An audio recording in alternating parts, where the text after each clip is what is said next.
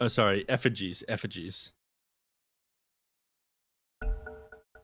It's been a while since someone has said the name effigy to me. The greatest tragedy of our I'm eon. too fabulous for this? Okay. Well, you can't actually, You can click cinematic view on a Interesting. hero, and then if you quickly change to a nearby building, you can click on it. unlucky. Yeah, there used to just be a cinematic view button on it. That's interesting. I mean, the option exists, you just can't click it. I think it doesn't want you to be able to cinematic view buildings or something. But if you switch over to them after cinematic viewing a hero, you can do it.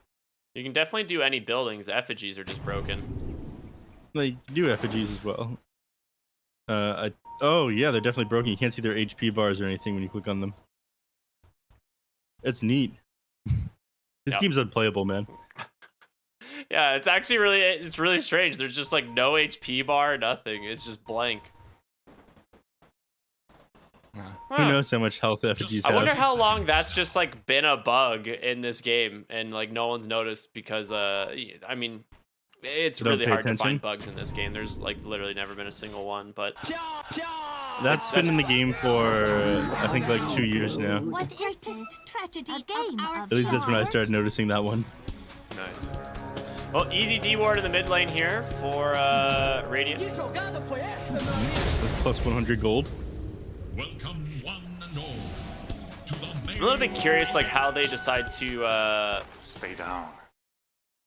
that is a scary voice line there. Thank you, puppy. Are you not familiar with that one? No, I had not heard that. Do you think I pay attention to these EU teams, sir? That's what Puppy said to OG after he beat them at TI.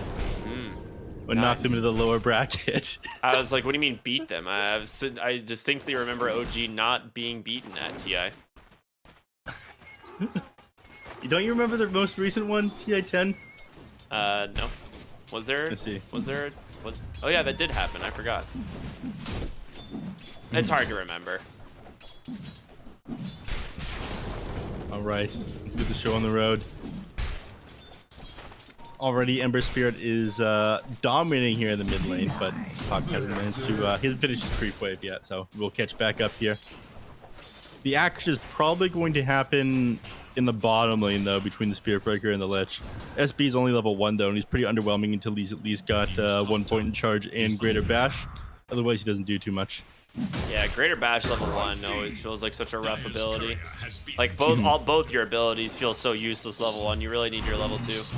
Top lane, Weaver taking a lot of damage here from Dawnbreaker, which, by the way, this is Cat-U. Interesting. I distinctly remember a different person also being called Cat-U. Oh, there it is, your first blood. He just stays around a little bit too long, underestimating the damage there from the Dawnbreaker. Yeah, Dawnbreaker pumped out a lot of DPS. Weaver not having a ton of HP and going down pretty quickly to that. You don't really...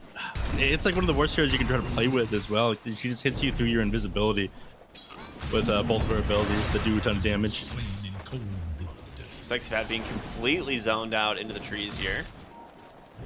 But it's alright. Yeah, double bug off lane, you know? Very interesting.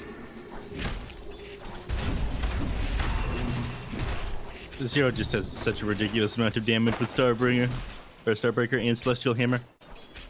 Yeah, out of mana though now, so Cat-U is gonna have to be ferrying some out. I'm sure. Yep, Mango on. He has already got a ready to go. Yep, alongside his boots that he got from his first blood. A game of some sort?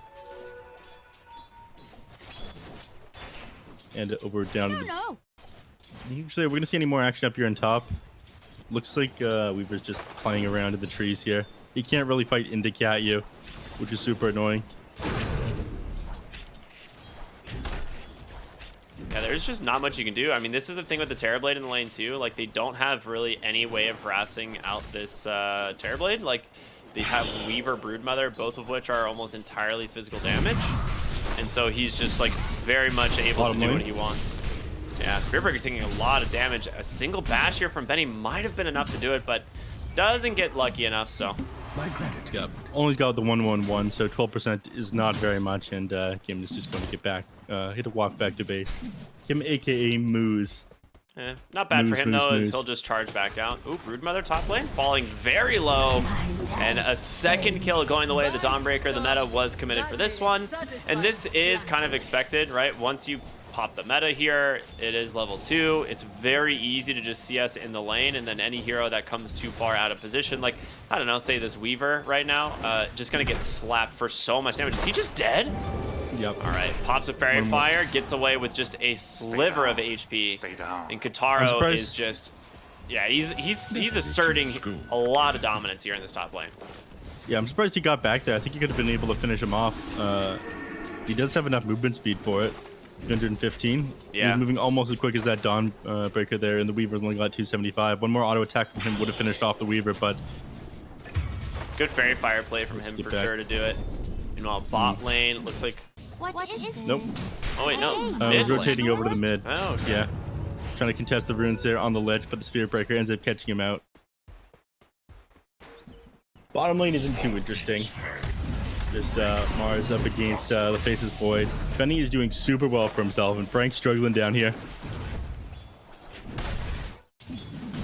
Yeah, that is a little bit surprising. I would have expected Mars to be doing better than this, but I guess part of that is the strength of like the Lich in the lane and the weakness of like the Spirit Breaker, right? Like that, those first few waves are very much in favor of. Oh my gosh, he actually just gets a little bit unlucky on the spear there, but.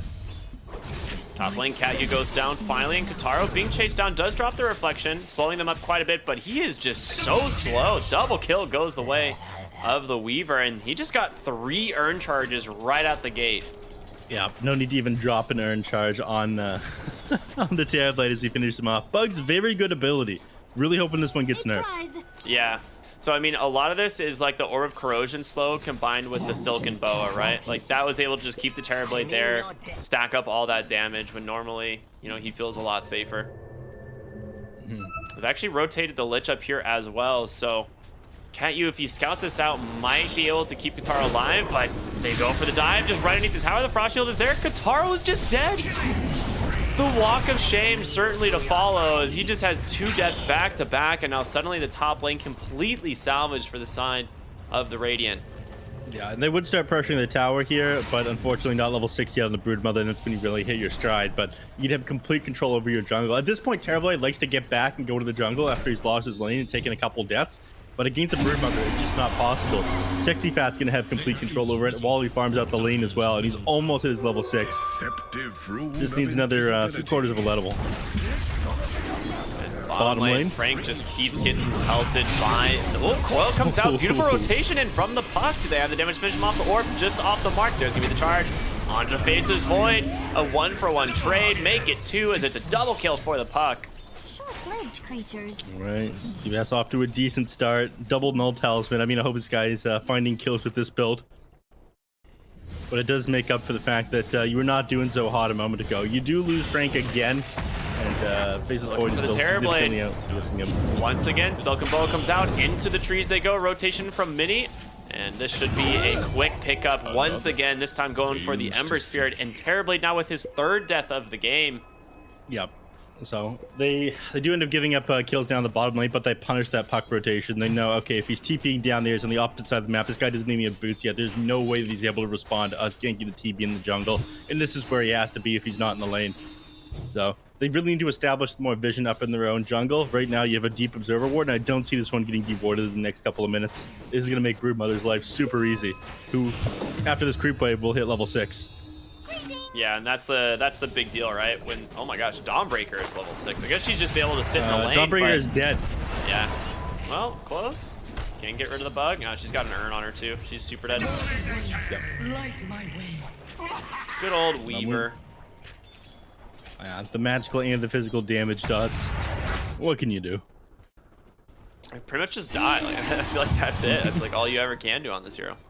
Mid lane charge coming out onto Mini. Dude, look at Kataro's game right now. Yeah, I don't know if I want to. It's pretty rough. Coil does come out though from the puck. See if they can bring down the Ember Spirit, but 4 points in the Flame Guard will protect him long enough. No, he gets out. Beautifully timed on the silence there from the puck, and Kataro's the one who ends up grabbing that kill. So a little bit more gold going his way, and somehow Kataro is 3rd on net worth. Okay, his game was miserable just a moment ago. He died like 3 times, but he managed to get it out with Oh, now. bottom lane, they find Benny. Arena Spear, he's gonna be able to get out with the Time Walk. No, he just turns around with the Chrono instead.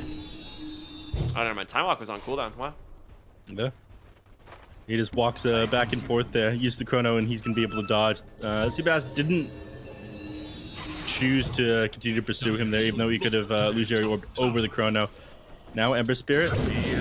Nice Searing Chains onto 2. The Frost Blast damage, it's quite a bit, but Puck able to make it out without problems. Mars Spear will connect onto the Ember, but no kill is going to be going the way of either team here, as all pretty healthy and a lot of spells now on cooldown. Do you think it would have been worth it to triple Remnant into that one? No, don't get the Puck. I mean, the SB managed to get away from that one because of it, but I suppose you're right. Sexy Fat, no farming up the jungle. I mean, Terrorblade's still ahead of him, but this isn't going to last so long. When you're farming up the lane and the jungle at the same time, you just don't have that much of your own map to work with here. So I think next order of business for Puck.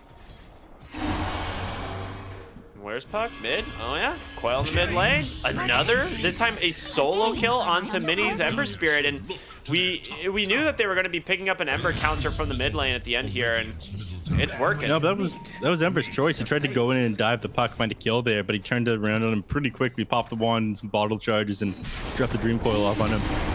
So just severely overestimating himself there on Mini. Well, Kim, super dash bottom, going for a D ward. They know that there's a ward here, so it will at least cost them a second sentry to grab it. Sexy Fat, meanwhile, working on the tier 2 top lane, and he's almost got it. It's just a matter of time here. yeah, after he clears out this next creep wave, he's going to be able to take the tier 2 tower, just open up outposts, and just have complete control of the enemy team's jungle. Puck's going to look for a kill here. He's still got 20 seconds until Dream Coil's up. I'm not sure he's going to be able to stall for that kind of time, but he does clear out all the Spiderlings at least.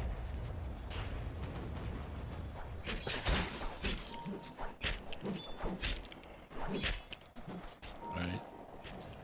So now it's just a game of playing catch up. They managed to have more net worth on both the mid and the position 1 on the side of Lava, but net worth slightly in favor of King of Kings. There has to be a lot said about Kotaro here, considering he is top of the net worth on a Terrorblade with 3 deaths. Yes. I mean, the kill he got off from the Ember Spirit did help him, but the man is farming very fast, given his position in this game. And he has such little area to work with as well. Yeah, and not to mention, Benny was like 2nd or 3rd on last hits for like a while this game, and he has fallen pretty far behind, over 1,000 behind the Terrorblade already. Yeah, man's popping off. We'll see if he can keep pace, though. They definitely need to pick up the pace on King of Kings. Broodmother? Top lane, yeah, going in. They managed to grab him. Well done. Solar Guardian just giving a little bit of extra stun duration there. Coil was committed as well. Mini trying to make a play here onto the Dawnbreaker, but she's just going to TP out. Can he get range? Not in time for the Sinister Gaze. And, all right, they force some rotations top. They get the kill onto the Broodmother. And they get out scot-free. Yep, everybody walks away. No TP, so they're not able to rotate bottom. Use a Cronus here, try to punish either Kotaro or Frank down here, or pushing the tier 1 tower. So Benny just has to sit in the jungle. They're slowly making their way over here, but, you know, Puck's around, Spirit Breaker's around. They're not going to be able to find a pick off. A prize. Mars, do you think he just goes straight for the Blink Dagger at this point? Like, Frank, he had a Helm of Iron Will queued up, but at this point it kind of just seems like the Blink is more important, right? Yeah, it's come out a little bit too slow. A lot of the time you build Helm of Iron Will on Mars just because it gives you so much to stay inside the lane. They can't really force you out at that point. The extra armor and HP regen is amazing, but if it comes out too late, you already have your phase boots. You need setup for your team. So he's just got to go Blink at this point. You put your Blink Dagger off a little bit too long if you go back for the Helm of Iron Will here. All right, Weaver doing pretty good for himself as a support on his way to the Spirit Vessel. Nearly has it completed at this point. Kim walks right into him, tries to get a D ward, but doesn't find it in time, and instead will just TP out. No, Chronosphere from Benny instead. Kill ends up going the way of the Lich thanks to the the frost armor, unfortunately, but What is this? What can you do? A game of some sort? It would be nice if Benny found that. He's getting closer to his Maelstrom. At that point, he'll be able to keep up a little bit more with the Terrorblade and the puck. But pretty far ahead of him right now. 2,000 net worth advantage between the position ones. Frank sitting down here. He's not going to be able to find much. I don't think he gets a kill off on a Benny. Not with him sitting on 3 raindrops. charge to mid lane. I'm sure this is just to get back off the map, or out onto the map. Mm-hmm. Pop TP mid, he's gonna be looking for a kill. Maybe not, yeah, they are. They're just gonna go for it. They get the coil, but Chain Frost coming back the other direction. They have to split. They'll be able to take down the Dawnbreaker and turn their attention over to Kim for the Spirit Breaker, and Mini might just grab himself a quick double kill instead. I mean, how often do you see an Ember Spirit build a Vanguard? This guy is so tanky. He has Vanguard and level 4 Flame Guard. You know, I didn't even notice that until just now. I was just as confused as I think Lava were that this Ember Spirit didn't die. Nobody's pinging out the item that he has, though, but the man is not going to go down because of that. I mean, I don't see this being useful. If anything, it like prevents you from being able to get to your next item quicker. This is absolutely insane. But, you know, given that Mini is like a mid-Sand King player, it makes sense that we'd see something like this from him. Yeah, I mean, you can't argue with the results. He just survived a 3-hero gank and got 2 kills. Like, yeah, but you're not farming. Your damage isn't scaling. You're tanky, sure. I mean, maybe that's your solution. You just play tanky as hell on the Ember Spirit because you don't have anyone else who's playing frontline. Yeah, he's got a BKB queued up. Like, he just wants to be able to fight right into the enemy heroes here on Lava. And, I mean, his 2 deaths There's no way are this from is the good, puck. right? There's no way this can be good, right? I mean, Ember is a hero that just needs levels, to be honest, like, to be very strong. Like, early on in the game, like, as long as you have levels, your hero, like, owns. So, he's able to survive these fights, and it might not end up being that bad. It is definitely not a build I would have expected, though. Skank comes out in the jungle, trying to find the Faceless Void, and they do. No chrono available. They forced a snap there on the Quell. Frank's going to be the one that ends up grabbing that kill. Weaver, oh, they find the puck off to the side. He was trying to TP out, and he is so dead. Okay, ends up being a pretty all-right trade there for the side of the Radiant, and mid-tier 1 tower fortification going to slow down Kataro as he's laying into the tower, but They might be able to heroes defend here. this one. Do they have a Spirit Vessel? No, they have to give it up. It just does I guess that they much just don't want to fight damage. into it. Yeah. Without Chrono Spirit to help set up, I guess they don't want to throw out a Chain Frost or anything like that, so tower is gone. Top lane. Frank, yeah, under the cover of Invis, looking for the spiders. Oh, yeah. Stop the server for a second. There it goes. Dire's top tower is under attack. All right, Mini's going for the BKB next. Like you mentioned, I mean, a little play even further into the enemies to be able to catch people out. But again, I'm concerned about this guy's damage. He could just go back for the Maelstrom here. He'd pick up the Mithril Hammer as his first item. But Weaver's got a Mithril Hammer queued up as well, and he's got a Javelin on the courier. So he's opting to try and play this one a little bit late. Position 4 Weaver can do a lot of damage if you let him find some items.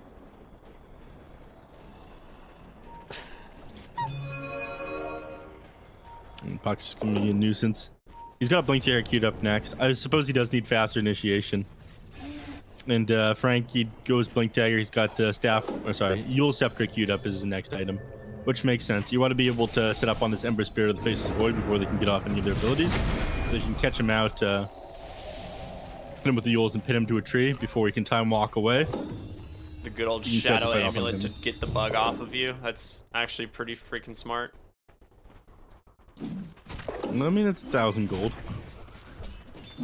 He's been working on this. It's just going towards the Shadow Blade. It's just like, it's funny because like you probably wouldn't expect the Shadow Amulet as your first part of that item, right? But kind of working out. It used to be because it used to give you the attack speed, but now it just doesn't give you anything. It literally gives you the Invis.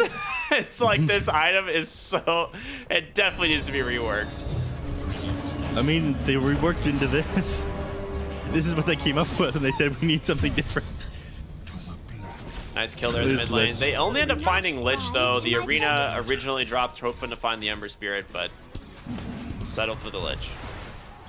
They've got their eyes on the top lane right now. They're hoping to find a kill off onto Broodmother. I mean, if you can get the vision from the Spirit Breaker, the Puck will be able to finish him off. Speaking of the Brood, Sexy Fat's actually got a sheep stick queued up as his like first real item. He's got her Defiance, Aether Lens, and then sheep stick. All right. So he's looking to impact fights that way. I mean, if they can actually find kills onto the Puck or the Terrorblade early on in the fights by just hexing them up and bursting them down, it makes a lot of sense. But you don't really have a burst damage lineup, right? Like, you have Chronosphere, which takes some time for your damage to come through. You've got Chain Frost, I guess, but that's like about it. Yeah, serious damage problems at this point. I mean, Faces Void, maybe he gets a super sick amount of farm and gets back in the game, but we talked about this already. The Ember Spirit, he's not scaling into the late game. He's got a Vanguard and BKB as his items. Where's his damage? Oh, God. Every time the group of spiders dies, the server also dies. Radiant's bottom tower is under attack. Behold! Silence! I wonder why it is. Can you just not handle that many units going down in like a same server tick or what? Yeah, that's basically what it is. The server doesn't do well with like massive... Too many things happening on the same tick? Yeah, exactly. It's like in custom games, like when a ton of units spawn or perform an identical action at the same time, it just like melts. And the Arena Mini able to dodge out that Starbreaker. Nicely done. Kim coming in. Okay, they're going to go for the Faces Void. They do manage to grab him. Yeah, they're strike to follow, but can they finish him off in time? They do. Pins the Spirit Breaker against the wall. A 1-for-1 trade. Happy to make that one as you only lose the Dawnbreaker. But taking the Faces Void, a big kill there for the side of Lava. Yeah. That is just before both the Faces Void and the Ember Spirit finish up their BKBs. Mini gets his just after the team fight, and unfortunately Faces Void, before he went down, he's like 700 gold off that BKB. If he has that, there's no way they're able to take these team fights, but as this game goes on, your damage is going to fall off. Into the ultra late game, you don't have a ton of damage to pump into this Chronosphere, and so I do think that you're going to get outscaled by the Terrorblade. Spirit Breaker also happens to have the Philosopher's Stone, also known as the Money Orb, and he likes money. He's a man who does a lot of damage with items. In the jungle, though, they're looking for the Puck. Oh, Mini off the mark with those Searing Chains, and he's actually debating on going back in here on the Puck. Waning Rift. It's available if he sees them. We go for the Blink instead. Charge being sent out on over to the Lich on the side here, and with the rotation of the Puck, easy kill for them. They got plenty of damage for that. However, on the backside, they do fight in Katyu here on that Dawnbreaker. They get the kill. Chrono here on the top side, still trying to take down the Puck, but too elusive as he's gonna be able to make it out. The Chrono just gonna secure the kill onto the Spirit Breaker. Coil does get dropped though, back onto the Faces Void, and in comes Kotaro. He's got his eyes set on target. They find themselves another kill onto the Faces Void, and Kotaro with this Ayaskani can just stand his ground, no problem at all. Does have to worry about the Spirit Vessel though, and now Sunder not gonna do a whole lot there as he's got that on top of him, and Kotaro just dies instead. Okay.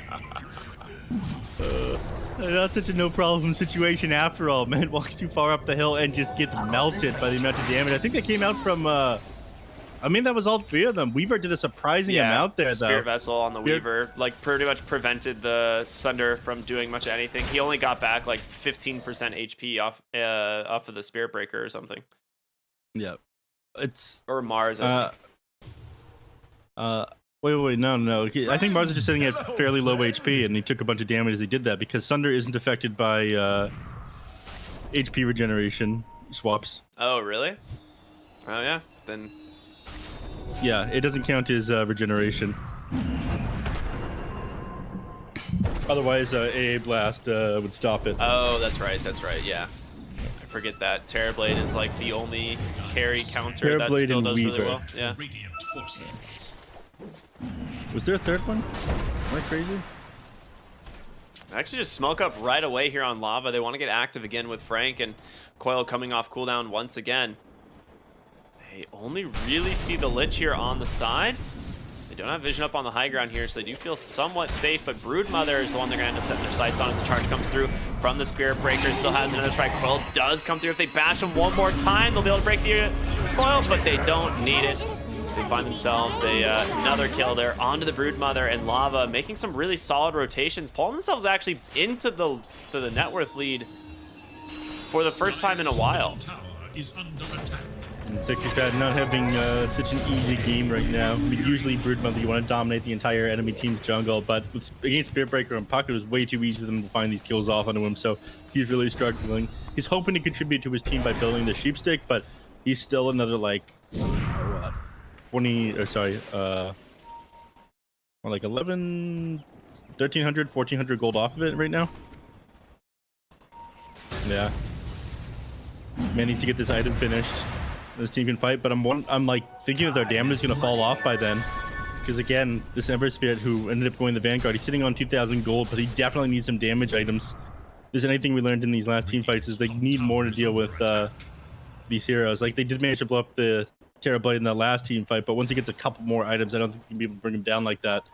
He's going back for the Dragon Lance, which is just one of those like very good stat efficient items. Weaver, he's fine. Is under attack. But you are gonna have a Spirit Breaker issue here in, you know, not too much time. The one thing to note though is like the Weaver's net worth is ridiculous. This Weaver has Maelstrom, Rod of Atos completed on the way to the Gleipnir. Like he is more farmed than the offlane Mars, and he is keeping up with his Faceless Void. Like he is an actual like fourth core for his team here. Yeah. I mean, I imagine he's gonna surpass the Ember, the Faceless Void, well, at the very least, the Ember Spirit's net worth before long, because Ember Spirit doesn't have any farming items. He's sitting at the top right now because he's managed to find a couple of kills, but this is not going to scale as the game goes on, and the Weaver is, so... Interesting that they are choosing to play the game like this. I'm hoping it works out for them, man. This is just so far off the regular way of playing Dota, where you're 1, 2, 3, 4, 5. Where you just decide to play your position forward to a damage scaling core when your mid isn't. Yeah. All right. Roshan falling pretty quick here, but Puck will be able to scout that one out. They smoke up right away on the side of the Radiant here.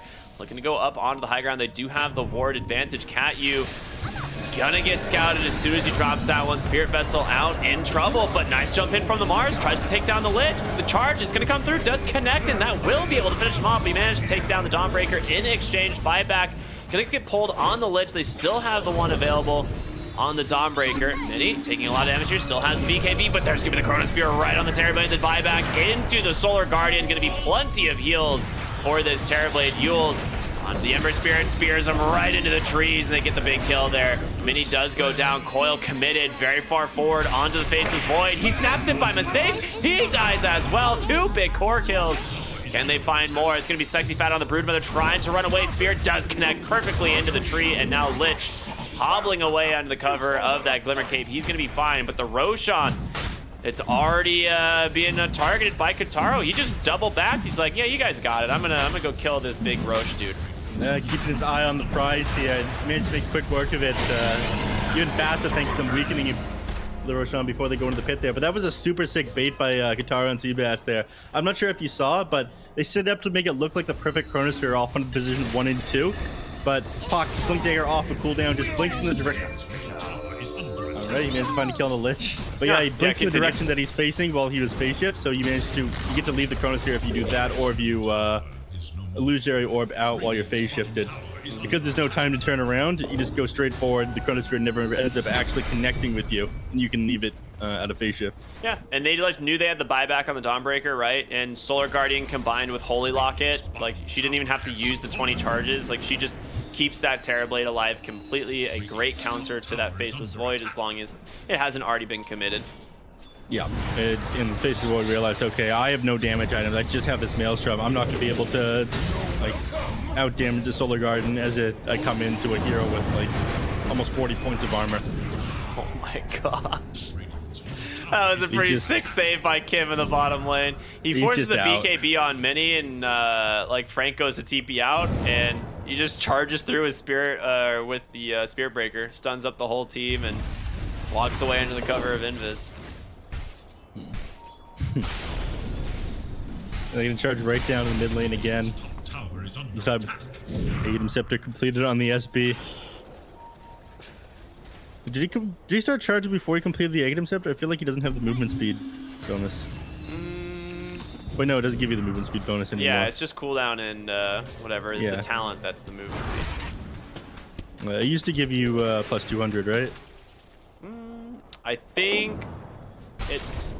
I don't remember. Like, Spear Breaker's charge has been reworked so many times because it used to be like, it sets you to this move speed, it gives you this percentage move speed. It's, I don't know, it's weird. Top lane, Sexy Fat caught by the charge and coiled up as well. Another kill on this Brood. And, you know, he had a great start to the game, but it's really started to fall off and kind of becoming a little bit more of a liability. Beautiful arena catches both of the supports. Let's try to keep this Weaver alive. Just time enough to get that time lapse off, but he's still trapped inside that arena. Maybe a little bit too long. He will be able to get caught by that Yules. Perfectly played from Frank as he spears him right into that last tree. They take down that Weaver one more time, and that is a lot of gold for Frank. 651 as he takes his mega kill streak. I mean, let's be real. It's Weaver carrying the game up until now. Man has been putting out a lot of damage in these team fights, but he does finally end up dropping. He ends up throwing out the time lapse, but the arena lasting 7 seconds here. Ate up the majority of that first Akushi that he tried to use as he was exiting the pit, and the Scepter ends up being enough control to finish him off. See Frank just like blink up and Yules the Faceless Void for no reason other than to taunt him. Oh, man. He knows that Benny is like powerless to find kills off into him by himself, especially when the Dawnbreaker ultimate still available. Puck now has Aghanim Scepter completed on the way to the Aeon Disc. Just a guaranteed get out of jail free card for this hero in case he happens to get caught inside the Chronosphere. So pretty smart pickup. And the coil, of course, now piercing BKB and as well as increasing the stun duration becomes very scary. Yep. Dude, you almost have Aghanim Scepter on Cat U as well. I mean, this hero's ultimate deals an insane amount of damage once you have that, especially with Holy Locket. And the evasion it ends up providing, just not going to be able to finish off anybody. Like, the Chronosphere comes out, and they've countered it completely if they drop the Dawnbreaker eggs. They're smoking out of the base. They're trying to find something. They realize their backs are against the wall here, and if they wait for lava to come to them, then they're just going to get finished off here. Sexy Fan didn't know he was getting charged. Kim comes right in. Frost Shield able to protect him for the moment, as well as the Glimmer Cape, and it's going to be kind of all right. Creep chasing him through the trees, but no, what an arena. Traps in two. Phaser's Void barely able to make it out, and backside of the fight, Mini doing what he can here, but he's got to be careful. He's going to have to back out completely. As Kentaro just turns his attention back towards the tier 2 tower, wants to open up all 3 lanes of this high ground. That's exactly what they're going to do. Spear will pin down the Weaver. They have the charge coming through, but he's going all from pretty far away. It doesn't even seem like they need him. They just take him down, no problem at all. 3 heroes dead without buyback. A charge still coming through for the Spear Breaker. It's going to connect on Mini. He's got to have quick reflexes, but it's not fast enough. He doesn't expect it. BKB going to be forced. He doesn't have a Remnant out. He actually needs to back. Instead runs in. He's all out of remnants now. He tried to go in and out there, finish things off, but that's going to be it. They've got nothing left in the tank. These racks are going down 100%. Spear is going to find the Faceless Void. The illusions just shredded him. Yeah. It wasn't even close. I'm not sure if you saw, but the last creep wave that came out, one before the most recent one, Kentaro threw his illusion out, caught the wave bottom, then brought it back to the rest of his heroes so the wave would push it naturally mid. Man has been putting in work with these illusions. Yeah, I mean, this is just an absolute workshop here from Lava here at this point. Like, it looked fairly close for a while, but we are now a 25k gold lead. The GG comes out, and Lava will take game number 1 here in this series. Unfortunately, the damage just didn't scale as the game went on. Sebas made an amazing performance here on the puck. I gotta say, he popped off. Timing on some of these dream coils into waiting rips was absolutely perfect, and made all the space in the world for Qatar. Despite the fact that he didn't have like the best start, going down 3 times, he managed to constantly keep up in net worth, and nobody could challenge him towards the end of the game. Yeah, I mean, 13, 1, and 9 on your puck. I mean, this was such a sick puck game. We saw him get a couple solo kills onto Mini early, or not even solo kills, but secure some kills onto Mini early on. And yeah, just scaled incredibly well. Kataro like has to be one of the, I would say, one of the more impressive Terrorblade performances. It's like nothing flashy, right? But like even when he had like 3 deaths all the way through the lane stage, he's either like top net worth or second or third. Like he never really falls behind anybody the entire Yeah. game, despite, you know, those early deaths, which is, I mean, that's hard to do. That is very impressive. Hmm. Agreed. I mean, Frank struggled to start of that game, but he ended up finding himself his blink tag and setting up a bunch of plays for his team as well. I was super impressed with Weaver here, though. I think it's Jupiter, right? Um, I'm pretty sure it's Maybe. Jupiter on the Weaver. Yeah, you might be But right. he ended up like carrying his team from the forward position, ended up doing a ton of damage. I think they really need to rethink this draft. Sexy Fat didn't end up making as much space as they needed to, but I think that was just part of the issue of when you drafted this Broodmother, right? You Yeah. picked it second on your team. You picked it into a Spear Breaker, I'm pretty sure, and like Yeah, into Spirit Breaker Mars.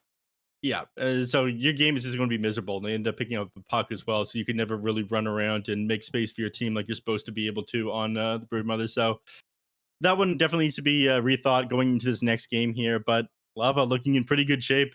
Yeah, solid performance from them all around. We're gonna go to a quick break, everyone. We'll be back with game number 2 here on the BTS Pro Series season number 10. It is going to be more of APU King of Kings and Lava Best PC. We'll see you in a bit.